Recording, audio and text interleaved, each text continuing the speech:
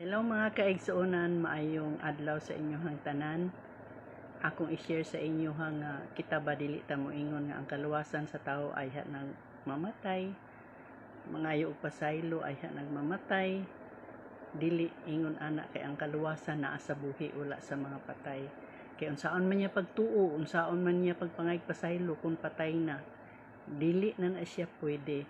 Kay nag-ingon diri sa Hebrew 9:27, ang tanan kinahanglan mamatay sa makausa ug tapos ni ana hukman siya sa Dios. So inig kamatay hukman, unsaon man nimo papangay pasaylo, di naman na pwede dito nga mga tagpasaylo nga namatay na ta kay hukman na gani.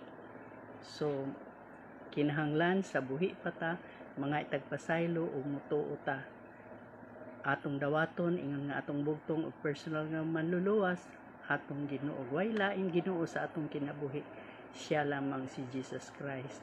So mao ra to, salamat kay sa pagpaminaw. God bless.